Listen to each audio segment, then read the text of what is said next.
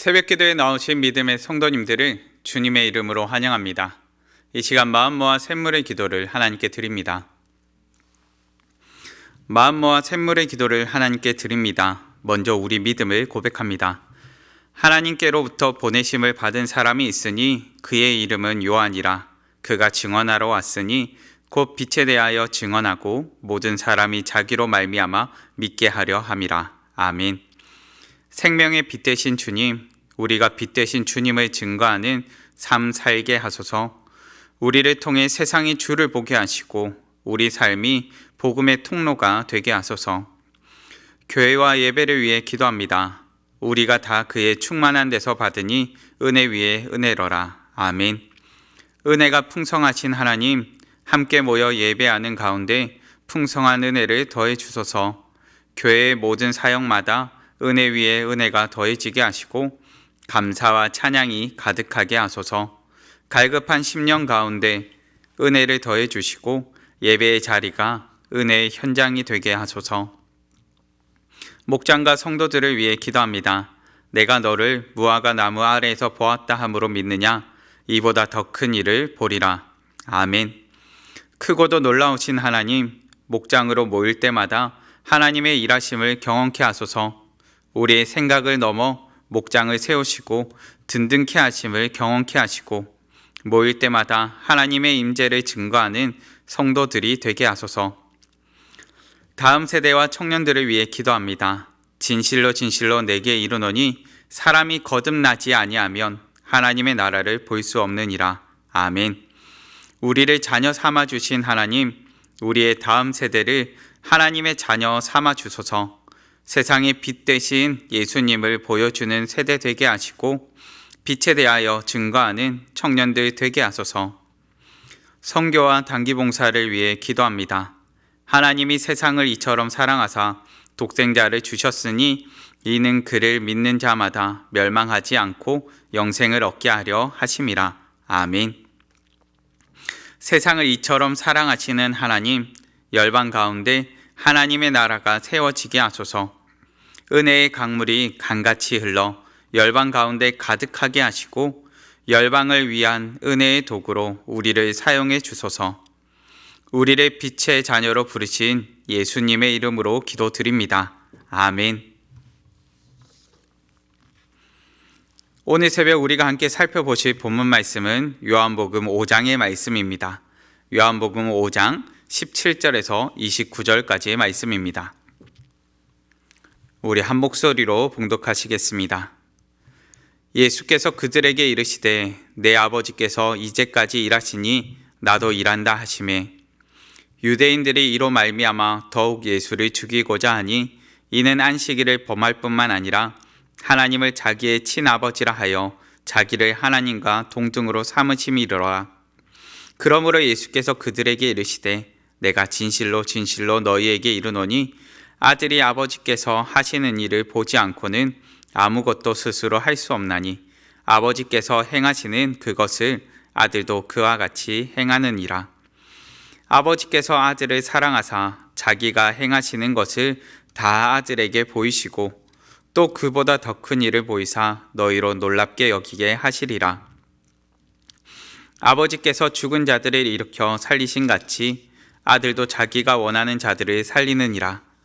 아버지께서 아무도 심판하지 아니하시고 심판을 다 아들에게 맡기셨으니 이는 모든 사람으로 아버지를 공경하는 것 같이 아들을 공경하게 하려 하심이라. 아들을 공경하지 아니하는 자는 그를 보내신 아버지도 공경하지 아니하느니라. 내가 진실로 진실로 너희에게 이르노니 내 말을 듣고 또 나 보내신 이를 믿는 자는 영생을 얻었고 심판에 이르지 아니하나니 사망에서 생명으로 옮겼느니라. 진실로 진실로 너희에게 이르노니 죽은 자들이 하나님의 아들의 음성을 들을 때가 오나니 곧 이때라. 듣는 자는 살아나리라. 아버지께서 자기 속에 생명이 있음같이 아들에게도 생명을 주어 그 속에 있게 하셨고 또 인자됨으로 말미암아 심판하는 권한을 주셨느니라. 이를 놀랍게 여기지 말라. 무덤 속에 있는 자가 다 그의 음성을 들을 때가 오나니 선한 일을 행한 자는 생명의 부활로 악한 일을 행한 자는 심판의 부활로 나오리라. 아멘.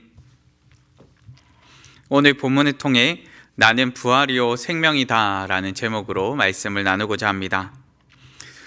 요한복음을 계속해서 묵상하다 보면은 예수님께서 자신을 끊임없이 나는 누구누구다 라고 표현하시는 장면을 보게 되죠.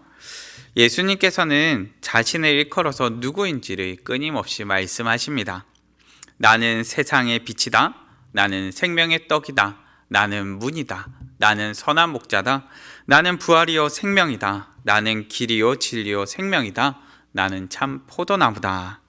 이와 같이 예수님께서는 자신이 누구신지를 가르쳐 주셨습니다. 오늘 본문에서 예수님께서는 나는 누구누구이다 라고 직접적으로 말씀하지는 않으십니다. 그런데 본문 말씀 가운데 예수님께서는 자신이 누구신지를 표현해서 보여주시죠. 예수님께서 자신을 누구라고 가르쳐 주시는지 본문을 통해 함께 살펴보기 원합니다. 우선 첫째, 나는 하나님의 아들이다. 예수님께서는 하나님을 친아버지라 하시죠. 예수님께서 이 말씀을 하신 상황은 유대인들이 예수님께서 안식일에 병든 자를 고치는 것을 보면서 예수님을 향하여 비판의 손가락을 올리던 때입니다. 안식일에 병 고치는 사역을 한 것이 못마땅한 거죠.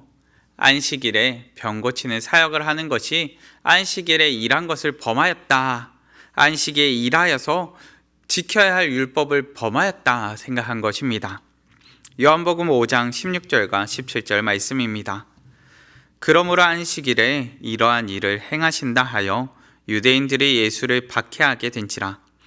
예수께서 그들에게 이르시되 내 아버지께서 이제까지 일하시니 나도 일한다 하시매.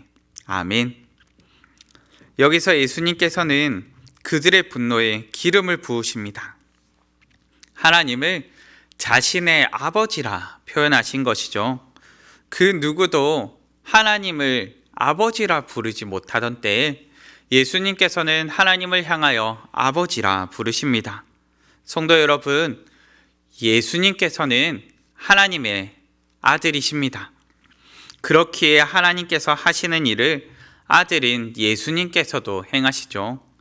천지 창조의 장면에서 하나님께서는 천지를 창조하시고 일곱째 날에 쉬셨습니다. 그런데 여기서 쉬셨다는 의미가 모든 것을 멈추어 둔 채, 모든 것을 가만히 둔 채 그대로 쉬셨다는 의미는 아니죠. 태양이 멈추거나 달이 멈춘 것도 아니요, 바람이 멈추거나 물결이 멈춘 것도 아닙니다. 오히려 그 장면 가운데서 우리는 아무것도 안 하는 쉼이 아니라 완성된 쉼, 오히려 창조의 완성을 목격하게 됩니다. 하나님께서는 일곱째 날을 통하여서 아무것도 안 하는 쉼을 보여주신 것이 아니라 창조의 완성이 어떠한지를 보여주신 것입니다. 그렇기에 우리가 안식일에 기억할 것은 아무것도 안 하는 것이 아니라 하나님의 완성입니다. 그렇기에 우리는 예수님께서 병든 자의 회복을 보여주실 때 장차 이 땅에 완성될 진정한 회복, 참된 회복의 날을 고대하게 되는 거죠. 하나님의 아들이신 예수님께서 아버지의 뜻을 이 땅 가운데 이루십니다. 우리가 믿는 예수님은 하나님의 아들이시요 아버지의 뜻을 이 땅 가운데 보여주시며 아버지의 뜻을 성취하실 분이십니다. 장차 예수님을 통해 아버지의 나라가 이 땅 가운데 완성될 그날을 소망하는 우리 되길 바랍니다.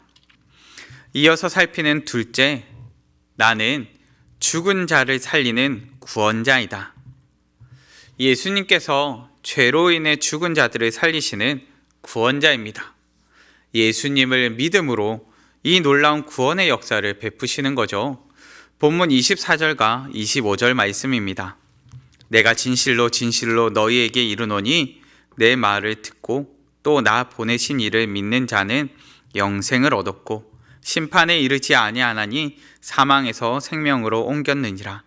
진실로 진실로 너희에게 이르노니 죽은 자들이 하나님의 아들의 음성을 들을 때가 오나니 곧 이때라. 듣는 자는 살아나리라. 예수님께는 죽은 자를 살리는 능력이 있습니다. 예수님을 믿는 자는 누구든지 죄와 사망에서 벗어나 구원을 얻게 되는 것이죠. 우리는 죄와 사망에서 우리를 건지시고 유일한 생명길 되신 예수님을 믿습니다. 우리는 예수님을 믿는 믿음으로 그 부활 생명을 얻음을 믿게 되는 거죠. 스크루테이프라는 편지라는 책이 있습니다. 제가 좋아해서 종종 인용하는 책이죠. 그런데 이 책에는 악마인 스크루테이프라는 악마가 조카 워무드에게 편지를 보내면서 특별히 전쟁과 관련해서 설명하고 나누고 권면하는 장면을 살펴보게 됩니다. 전쟁이 발생되면 우리 성도님들 생각에는 어떻습니까? 하나님을 믿기가 좋을까요? 아니면 하나님을 믿기가 어려울까요? 저는 전쟁에 대해서 생각해 본다면 오히려 믿음을 지키기가 어렵지 않을까라고 생각했습니다. 그런데 여기서는요, 하나님을 향하여 원망하고 당연히 사람들이 떠날 것이라 생각하였는데, 여기에 대해서 악마는 오히려 전쟁의 역설에 대해서 말함을 살펴보게 됩니다. 전쟁이 나면 사람들이 평상시에 가지지 않던 죽음에 대한 관심을 다시금 회복하게 된다는 거죠. 죽음에 대해서 이전에는 깊게 생각하지 않았었는데, 일상에서는 죽음에 대해서 철저하게 외면하고 있었는데, 사람들이 전쟁이 일어나고 보니까 죽음에 대해서 관심도 가지고 죽음을 준비하는 자세를 가지더라. 그리고 이 죽음을 준비하는 가운데 회개하고 하나님께로 돌이키는 사람이 많아지기에 악마인 자신들은 오히려 더 힘들어질 수 있다라고 권면하고 있음을 살펴보게 됩니다. 성도 여러분, 우리는 죽음을 외면한 채 살아갈 때가 있습니다. 아니, 오히려 평상시에는 죽음을 철저히 외면하려고 하죠. 죽음에 대해서 생각하지 않고 뛰어넘으려 합니다. 그런데 주님은 우리에게 죽음을 외면하는 법을 가르쳐 주시는 것이 아니라 오히려 죽음을 뛰어넘는 법을 가르쳐 주십니다. 죽음을 생각하지 않는 일상보다 죽음을 마주하는 회개를 가르쳐 주시는 거죠. 성도 여러분, 우리의 영이, 이 새벽을 깨어 달려나온 우리의 영이 말씀을 들음으로, 복음을 들음으로 우리가 살아남을 느끼고 새로워지는 것처럼 죽은 자를 살리시는 구원자 예수 그리스도를 믿음으로 우리를 새롭게 하시고 우리를 살리심을 경험하는 우리 성도님들 되시기를 바랍니다. 마지막 셋째로, 나는 부활의 소망이다. 성도 여러분, 예수님께서 우리의 소망이십니다. 마지막 날 있을 심판 때 우리를 생명의 부활로 이끄실 것이요, 마지막 때에 마침내 우리에게 있을 그 영광스러운 옷을 우리에게 주실 것입니다. 성도 여러분, 마지막 심판 때 예수님을 믿고 순종한 성도는 생명의 부활로, 예수님을 외면하고 거절한 자들은 심판의 부활로 나올 것입니다. 본문 29절의 말씀인데요, 우리 함께 읽으시겠습니다. 선한 일을 행한 자는 생명의 부활로, 악한 일을 행한 자는 심판의 부활로 나오리라. 우리 모두 그리스도의 심판대 앞에 서게 될 것인데, 본문에 대해서는 악한 일과 선한 일이라 표현하다 보니까 혹시나 행위인가 생각하실지 몰라서 조금 더 설명을 드립니다. 이 말씀은요, 앞선 말씀과 연결해서 조금 고민해 보아야 됩니다. 믿는 자에게 드러나는 삶의 열매로 표현하는 거죠. 곧 믿는 자들은 선한 일의 열매를 맺을 것이요, 믿지 않는 자들은 자기 소견에 옳은 대로 행하는 악한 일의 열매를 맺을 것입니다. 중요한 것은 믿는 자들에게 마지막 날은 소망의 날이요, 기쁨의 날이 된다는 것이죠. 우리는 이 땅을 살지만 하늘의 시민권을 두고 살아가는 사람입니다. 바울은 빌립보서 1장 말씀에서 하늘의 시민권을 두고 살아가는 우리가 어떻게 살아야 될지를 이와 같이 가르쳐 주죠. 빌립보서 1장 말씀입니다. 오직 너희는 그리스도의 복음에 합당하게 생활하라. 한 마음으로 서서 한 뜻으로 복음의 신앙을 위하여 협력하는 것과 무슨 일에든지 대적하는 자들 때문에 두려워하지 아니하는 이 일을 듣고자 함이라. 아멘. 바울은 복음에 합당하게 생활하라 가르치죠. 복음에 합당한 생활은 어떤 생활입니까? 한 마음으로 협력하고 대적자들을 두려워하지 말고 담대히 생활하라는 것이죠. 우리가 어떻게 한 마음으로 협력하고 담대히 생활할 수 있을까요? 함께 한 방향을 바라볼 때, 함께 소망 되신 주님을 바라볼 때 가능합니다. 소망 없는 우리는 불안에 떨 수밖에 없겠지만 부활 소망을 붙들고 사는 우리는 담대할 수밖에 없습니다. 저는 우리 성도님들께서 이런 삶을 꿈꾸셨으면 합니다. 소망을 붙들고 담대하게 달려가는 삶을 꿈꾸셨으면 합니다. 때로는 고민과 결정의 방향 때문에 망설일지라도 소망의 발걸음을 담대하게 내딛으시는 그런 자녀가 되셨으면 합니다. 우리의 부활 소망 되신 주님을 붙들고 담대히 사는 인생 되시기를 간절히 바랍니다. 말씀을 맺겠습니다. 우리는 본문을 통해 예수님께서 어떤 분이신지를 살펴보게 됩니다. 예수님께서는 요한복음의 말씀을 통해 끊임없이 자신을 가르쳐 주시죠. 예수님께서는 하나님의 아들이시요 죽은 자를 살리시는 구원자이시며 우리 이 땅을 사는 우리 가운데 부활의 소망 되신 분이십니다.